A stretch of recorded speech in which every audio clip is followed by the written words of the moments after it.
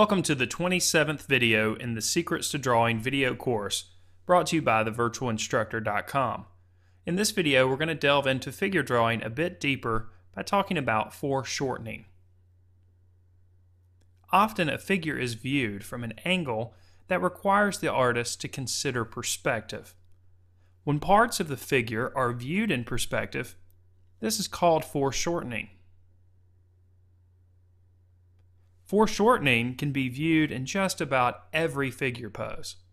Most of the time, it's very subtle, but sometimes the figure is in a dynamic position, creating extreme foreshortening.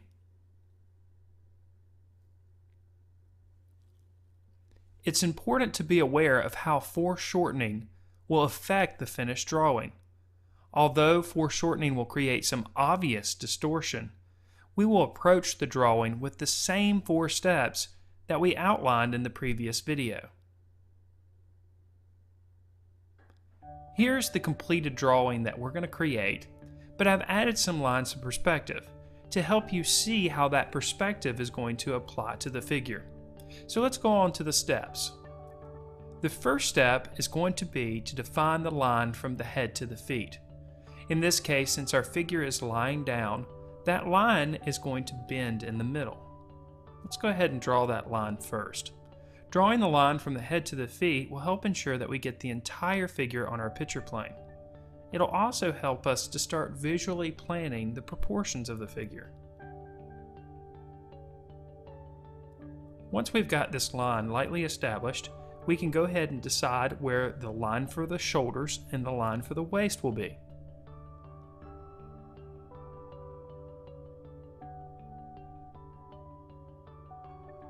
In this case, I'm going to make the line for the shoulders and the line for the waist a bit curved.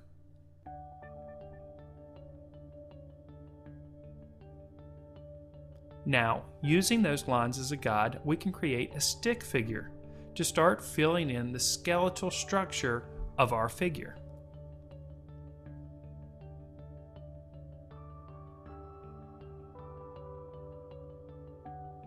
In the beginning stages of this figure drawing, we want to keep our lines light, and as we progress, we can begin to make our lines a bit darker. So as we are defining the structure through the stick figure, make sure that you make your marks light.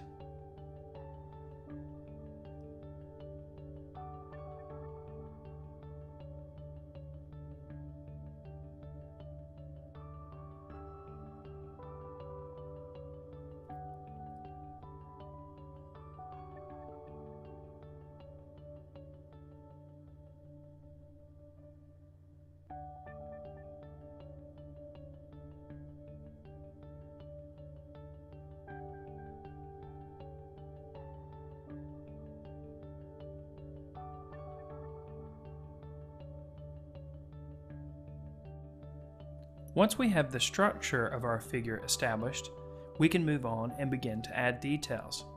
But before we do that, I want you to see how foreshortening affects our figure and how it creates distortion. Notice the size of the hand in the foreground and the bottom portion of the picture plane. Look how much larger it is than the hand that's in the middle ground that's resting on the head of the figure. Then compare those two sizes with the size of the foot. If we don't pay special attention to the distortion that happens with foreshortening, our drawing will suffer and will not look representational. Keep this in mind when you are planning out the structure of your figure. Notice size relationships that will happen between different body parts because the figure is viewed in perspective.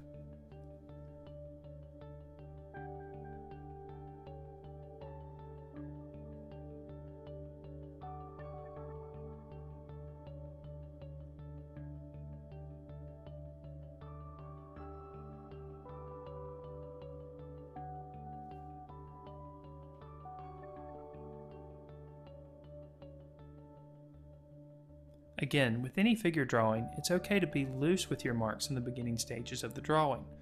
Doing so will make your drawing actually appear more lifelike and more interesting.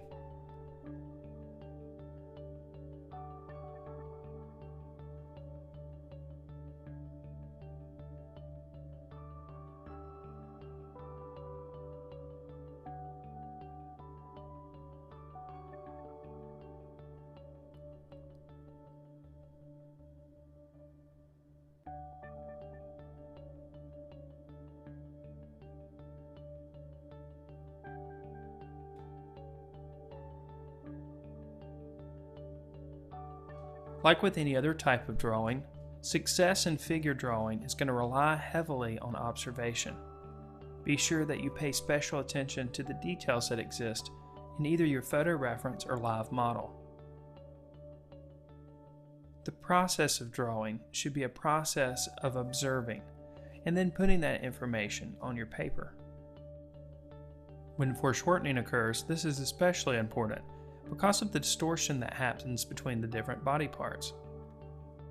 Pay close attention to positive and negative space and the relationships between the different body parts. Trust your eyes and draw what you are actually seeing. Don't let your mind convince you into anything else.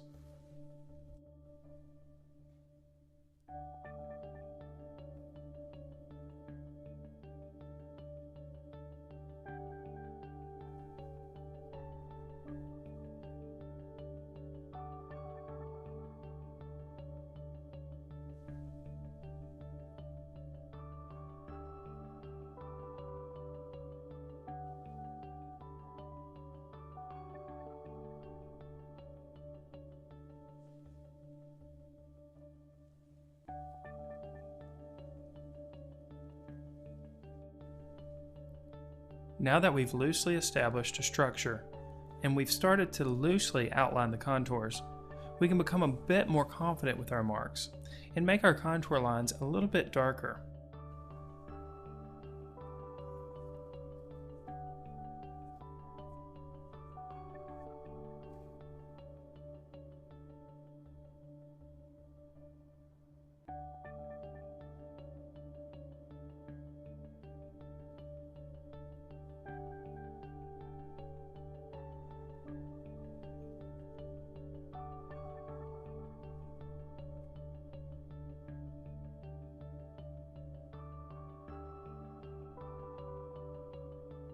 We can also add details like fingers.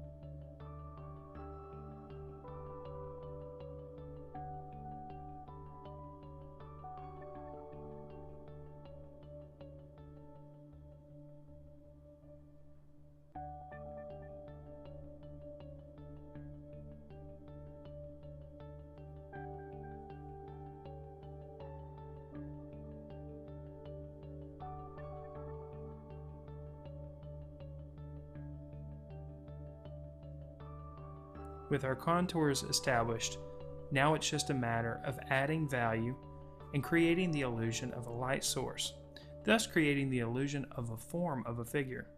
I'll start in the area that's the darkest, in the cast shadow right underneath the neck of the figure. As you add your value, don't forget about cross-contour lines. Be cognizant of the lines that you make as you add these values. The direction that you make your marks will help create the illusion of form.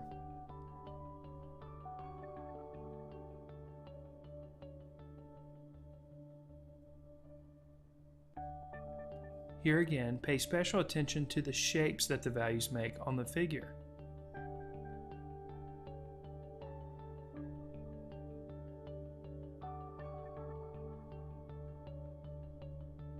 And always keep in mind, if you're using a dark material on a white surface, it's always easier to make areas darker if need be. You'll find it harder to make areas lighter if you go too dark too quickly.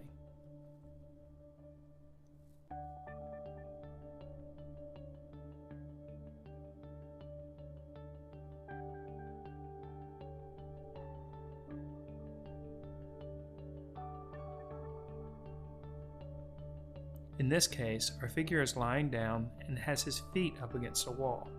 Therefore, I do need to add some information about the wall.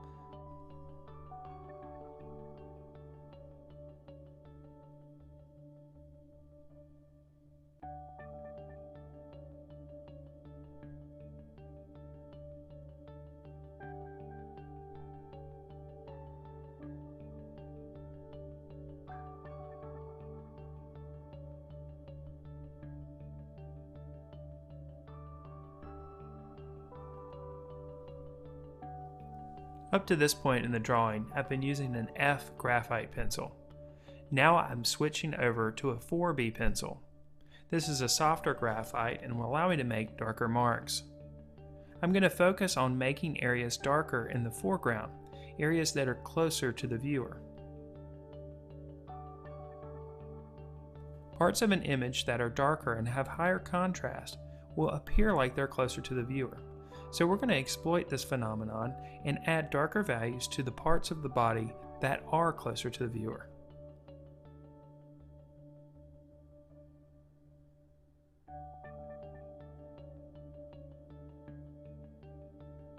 You'll also find that making the line quality a bit thicker in these areas will help as well.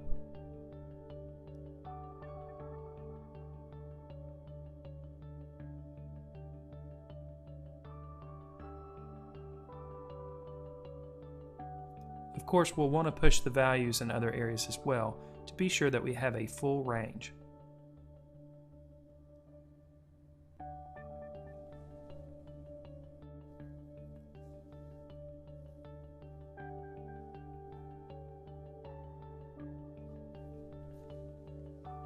Although the focus of this drawing is on the figure and not the face, I do find it necessary to add a bit of detail to the face, just to add a little bit of realism.